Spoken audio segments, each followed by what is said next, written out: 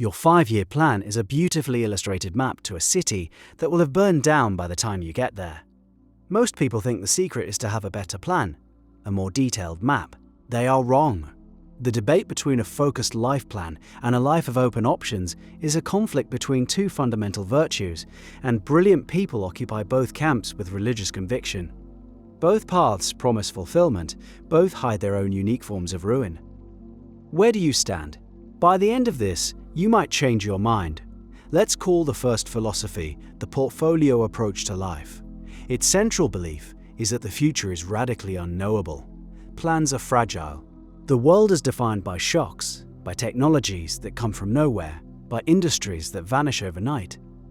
To commit to a single rigid path is to make a fragile bet against chaos. And chaos always wins. The portfolio manager of their life seeks to acquire assets that have value across many possible futures. They collect skills, relationships, and resources that are flexible. Think of cash reserves in a market crash. The person with cash can buy assets at a deep discount. The fully invested person can only watch their net worth evaporate. The person with options has power when everyone else is powerless. This approach is about navigating with a compass instead of a map. The goal is to always make the move that increases your available moves. You learn a second language. You take a job in a different industry. You save 6 months of living expenses. Each action is a key that unlocks more doors in a long hallway. You may have a general direction, but you value the ability to change rooms over the speed you travel down any single corridor.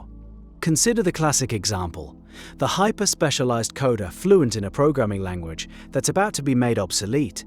Their entire career is built on a single pillar. When that pillar crumbles, their professional identity and earning power collapse with it. Compare them to the coder who also has strong project management skills, a knack for technical writing, and a network in a completely different field. When the old language dies, they have 4 other doors they can walk through. One path leads to ruin, the other leads to reinvention. Optionality is survival insurance. This strategy allows you to benefit from positive black swans, rare high-impact events nobody saw coming. Because you're exposed to many different fields and possibilities, you have a larger surface area for luck to strike. You might stumble upon an idea for a business while working a temp job, or meet a co-founder at a conference you attended out of pure curiosity. The person locked into a single, demanding path has no time for curiosity. They are too busy optimizing a process that might be irrelevant next year. They've built a fortress that's incredibly strong, but it has no gates. They can't leave to explore. An opportunity can't get in. That sounds like the perfect strategy for a volatile world. Maximum freedom, maximum security. But there's a cost. A hidden tax on keeping every door open just a crack. That tax is called mediocrity. The person who keeps all options open often fails to excel at any of them. They are the jack of all trades and the master of none. The portfolio approach protects you from total failure. It also, quite effectively, protects you from transcendent success. Welcome to the second philosophy. Burn the boats. This is the path of the specialist, the master, the Olympian. Its core belief is that true mastery and outsized rewards only come from absolute, obsessive focus. You choose a hill and you die on it.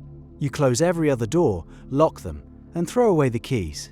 The psychological pressure of having no escape route forces a level of commitment and creativity that the dabbler can never access. Every great achievement in history, from a scientific breakthrough to a work of art, came from this kind of singular devotion. A physicist doesn't dabble in general relativity in their spare time. A concert pianist doesn't maintain their skills by practicing when they feel like it. The 10,000 hours needed for mastery are just the entry fee. The next 50,000 hours of focused, deliberate practice are what separate the good from the legendary. This requires sacrificing optionality. It requires saying no to 1,000 other interesting paths to say yes to one. Think of a neurosurgeon. Their training is a decade-long funnel of ever-increasing specialization. They sacrifice their 20s to residency. Working 100-hour weeks, they learn a skill set so narrow and so deep that only a few hundred people on the planet can do what they do. The result? They can literally save a life with their hands. They command immense respect and an income to match. Their reward is a direct function of the options they mercilessly pruned away. The person who wanted to be a doctor but also a musician, but also travel the world, is likely doing none of these things at a professional level. They are paralyzed by possibility. Optionality feels like freedom, but it can be a prison of its own. It's the anxiety of the blank page, the paralysis of the Netflix homepage with its infinite choices. When you can be anything, you often end up being nothing. The person with a clear singular goal has a powerful filter for the world. Does this action move me closer to my goal? Yes or no? It simplifies decisions. It focuses energy. It creates momentum. That momentum compounds. Your reputation grows in one field. Your skills deepen. Your network becomes more concentrated and powerful. The person with optionality is always starting over at the bottom of a new learning curve. The focused individual is riding an exponential curve skyward. Commitment is the engine of all great achievement. It's a force multiplier for talent and effort. And yet, how many of those powerful engines drove straight off a cliff? This is the terrifying risk of the burn the boat strategy. You might just burn your boats on the wrong island. You can be the world's foremost expert on a dead technology, the world's greatest travel agent in the age of the internet, the most skilled artisan handcrafting a product a machine can now make for 1% of the cost. Commitment makes you powerful. It also makes you fragile. One shift in the terrain, and your deep, narrow well comes up dry. This is where the sunk cost fallacy traps the committed. You've invested 10 years and $100,000 into becoming an expert in X. Now, all signs show that X is becoming obsolete. The rational move is to cut your losses and pivot. But the 10 years you invested scream at you. Your identity is tied to being an X person. To abandon it feels like admitting failure, like wasting a decade of your life. So you double down. You go down with the ship, a captain saluting a flag on a sinking deck. The collector of options avoids this trap entirely. They have little ego invested in any one path. If a door closes, they simply open another. They feel no pain, but they also feel no deep pride of mastery. One lives a life of 1,000 shallow cuts. The other risks a single fatal blow. Is there a third way? A path that captures the upside of commitment without the catastrophic fragility? Perhaps. Some strategists propose a barbell approach. It's a way to structure your life to get the best of both worlds. The idea is simple. You structure your efforts into two extreme ends with nothing in the middle. On one side of the barbell, you are hyper-conservative. You put 80 to 90% of your resources, your time, your money, your career, into something incredibly safe and stable. Think of a boring bureaucratic job with a pension that you can't get fired from. Or a financial portfolio that's almost entirely in government bonds. This is your foundation. It's designed to survive any shock. It will never make you rich or famous. Its only job is to endure. On the other side of the barbell, you are hyper-aggressive. You take the remaining 10 to 20% of your resources and make a series of small high-risk, high-reward bets. You use your spare evenings to learn a fringe coding language. You invest a small amount of play money into dozens of tiny unproven startups. You start a weird niche YouTube channel. You write a book. Crucially, each of these small bets has limited downside and unlimited upside. The most you can lose is the small amount of time or money you invested. But if one of them hits, it could change your life. Your YouTube channel could go viral. One of the startups could become the next Google.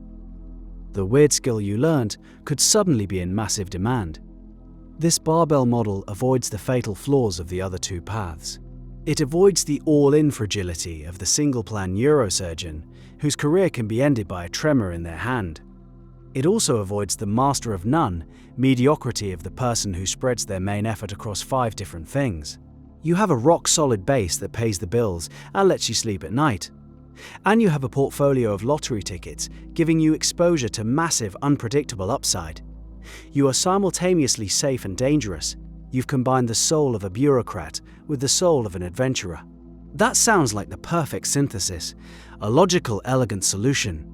But it demands a rare and difficult psychology.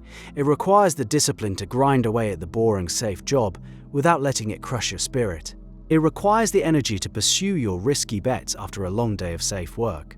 Most people drift the middle. They take a moderately risky job with moderate upside and have no energy left for anything else. They build a life that is neither safe enough to withstand a hurricane nor dynamic enough to catch a whirlwind. So we are left with a fundamental choice about the shape of our lives.